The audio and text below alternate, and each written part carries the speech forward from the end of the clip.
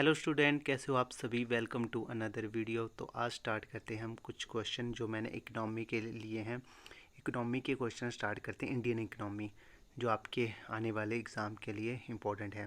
Question number first है, निम्नलिखित करों में से भारत में कौन सा प्रत्यक्ष कर नहीं है, कौन सा डायरेक्ट टैक्स नहीं है इनमें से।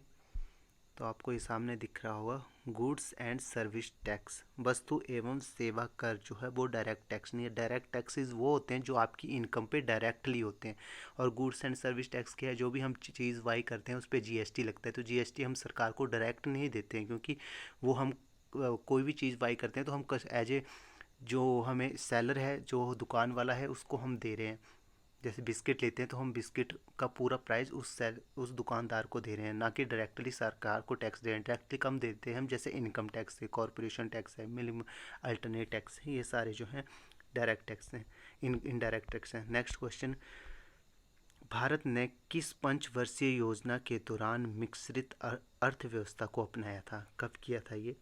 सेकंड 5 ईयर प्लान के टाइम पे, उस टाइम हमने मिक्स्ड इकोनॉमी को अपनाया था। फर्स्ट 5 ईयर प्लान के बारे में जानते होंगे, वो किस पे बेस्ड था, एग्रीकल्चर पे बेस्ड था। और सेकंड 5 ईयर प्लान जो है वो जिसको महलोम्बिस मॉडल भी बोला जाता है, वो जो था वो इंडस्ट्रीज पे बेस्ड था। 1924 में किस समिति ने रेल बजट को आम बजट से अलग किया था? ये किया था ऑप्शन सेकंड, एकवर्थ स्मिथ कमेटी, एकवर्थ समिति का। जॉन मिथाई ने first railway budget independence India का 1947 में प्रेजेंट किया था, लेकिन 1916 में गवर्नमेंट ने इसको फिर से जनरल बजट में मर्ज कर दिया था। रेलवे और जनरल बजट 1916 में मर्ज कर दिए। औद्योगिक नीति संकल्प के अनुसार 1948 भारतीय अर्थव्यवस्था है। ये भी वही क्वेश्चन है, according to industrial policy resolution on 1948 Indian economy is. तो इसका सही आंसर है मिक्स्ड इकोनॉमी। कितने देश सार्क के सदस्य हैं, बताएं कितने देश हैं? टोटल हैं 8। सार्क की फुल फॉर्म क्या होती है? South Asian association for regional corporation. और सार्क की स्थापना कब हुई थी? 8 दिसंबर 1985 में ढाका में। लेकिन इसका हेडक्वार्टर कहाँ पे है? काठमांडू, नेपाल।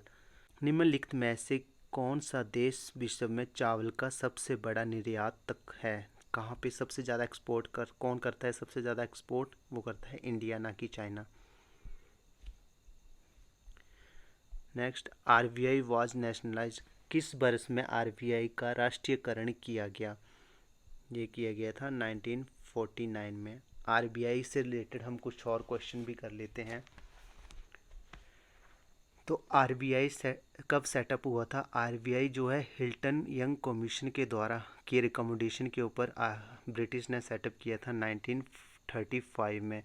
और इसका आरबीआई एक्ट है 1934 और एस्टेब्लिश किया गया था 1935 में।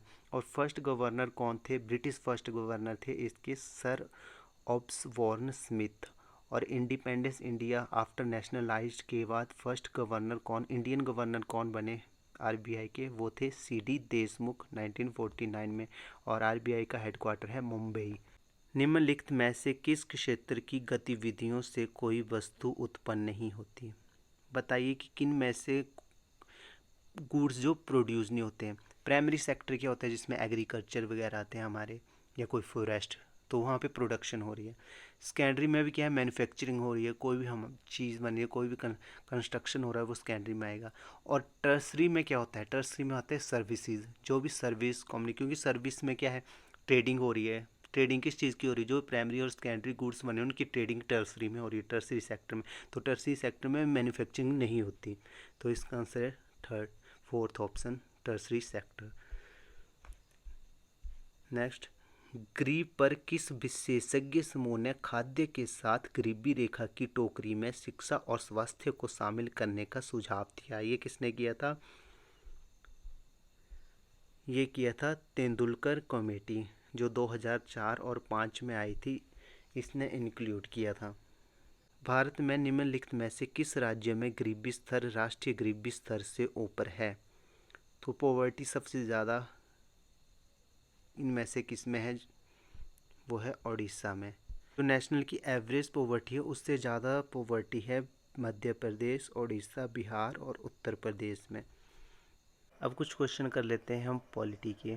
क्वेश्चन नंबर फर्स्ट, संविधान की 10वीं अनुसूची है, 10th शेड्यूल किससे रिलेटेड है?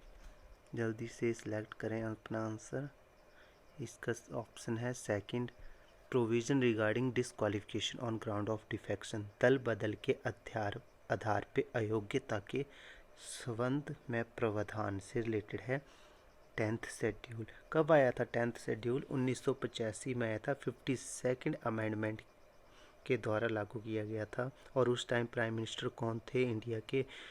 राजीव गांधी। नेक्स्ट क्वेश्चन,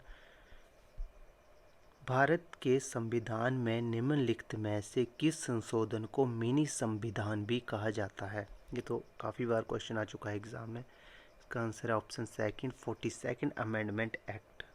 कब आया था 42nd अमेंडमेंट एक्ट? 1976 में आया था और उस टाइम कौन था PM? Indira Gandhi. Next question, किस अनुच्छेद के तहत पंचायतों को संवैधानिक दर्जा दिया गया? किस एक्ट में आते पंचायत? 243 एक्ट। पंचायत से रिलेटेड कमेटी कौन है? सबसे पहले बलवंत राय मेहता कमेटी। कब एस्टेब्लिश हुई थी? 1958, 1958। और इसने सजेस्ट किया था 3 टायर पंचायत सिस्टम। और कब आया शेड्यूल कौन सा रिलेटेड है पंचायत से? 11th schedule. और amendment act 73rd amendment act 1993। Bharat के संविधान में स्वतंत्रता और बंधुत्व की शुरुआत करने का विचार किस देश से प्रेरित है? कहाँ से लिया गया है लिबर्टी एंड फर्टिलिटी? ये लिया गया है फ्रांस से। अच्छा, अब फ्रांस से तो लिया गया है लिबर्टी, एंड जर्मनी से क्या क्या लिया गया है? जर्मनी से लिया गया है suspension of emergency fundamental right. जब फंडामेंटल राइट का सस्पेंशन होता है ड्यूरिंग इमरजेंसी, वो जर्मनी से लिया गया है। यूएसए से काफ़ी कुछ लिया गया है। यूएसए से लिया गया एक तो फंडामेंटल राइट, हमारे मौलिक अधिकार, judicial review, independence of judiciary, preamble और post of vice president. Russia से लिया गया है फंडामेंटल ड्यूटीज़, और जो 5 ईयर प्लान है वो भी रशिया से लिया गया है। नेक्स्ट क्वेश्चन है, भारत के संविधान की कौन सी विशेषता ब्रिटिश संविधान से ली गई है? ब्रिटिश संविधान से इनमें से कौन सी लिया गया है? वो है पार्लियामेंट्री रूल, संसदीय शासन।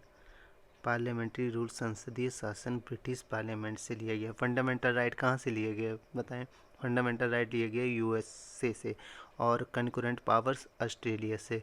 अमेंडमेंट ऑफ कॉन्स्टिट्यूशन ये लिया गया है, ये संविधान का संशोधन कहाँ से लिया गया? ये लिया गया है साउथ अफ्रीका। मौलिक अधिकारों को भारत के संविधान के किस भाग में शामिल किया गया है? किस पार्ट में है fundamental right? First option, third. Fourth में क्या है?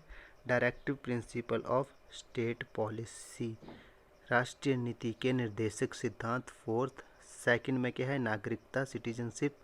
और एट्थ पार्ट में क्या है? केंद्र शासित प्रदेश, यूनियन टेरिटरीज। संविधान में संशोधन कौन करता है? पार्लियामेंट संशोधन करती है। और किस आर्टिकल के अंडर अमेंडमेंट की जाती है संविधान में? 368। और अमेंडमेंट प्रोसीजर कहाँ से लिया गया है? साउथ अफ्रीका से। संविधान सभा की पहली बैठक कब हुई? ये हुई थी 9 दिसंबर 1946। 9 दिसंबर 1946 को हुई थी। और इसमें सदस्य कितने थे? 389 टोटल सदस्य थे। उनमें से जो प्रिंसली स्टेट थी उनके थे 93, और जो ब्रिटिश से थे वो थे 296, तो टोटल थे 3। आपातकाल की कितने प्रकार की स्थिति की परिकल्पना की गई है? कितनी टाइप्स की इमरजेंसी है इंडियन कॉन्स्टिट्यूशन में? इसका आंसर है 3 टाइप की। कौन कौन सी है? फर्स्ट है राष्ट्रीय आपातकाल, नेशनल इमरजेंसी, वो लगती है आर्टिकल 352। सेकंड है प्रेसिडेंट रूल, राज्य आपातकाल, वो लगता है आर्टिकल 356 के अंडर। और थर्ड है वित्तीय आपातकाल, फाइनेंशियल इमरजेंसी, वो है आर्टिकल 360। अब मुझे ये कमेंट करके बताएं कि फाइनेंशियल इमरजेंसी कितनी बार इंडिया में लगाई गई है। नेक्स्ट लास्ट क्वेश्चन, अल्पसंख्यकों के हित की रक्षा के लिए कौन से मौलिक अधिकार की बात की जाती है? इसका आंसर बताएं। सांस्कृतिक और शैक्षणिक अधिकार, कल्चरल एंड एजुकेशनल राइट। और ये किस आर्टिकल के अंडर है cultural and educational right? Article 29 and 30। तो ये थे कुछ क्वेश्चन मोस्ट इम्पोर्टेंट, आप इनको नोट्स की फॉर्म में लिख लें एक लाइन में, आपको हेल्पफुल रहेंगे आने वाले एग्ज़ाम्स के लिए।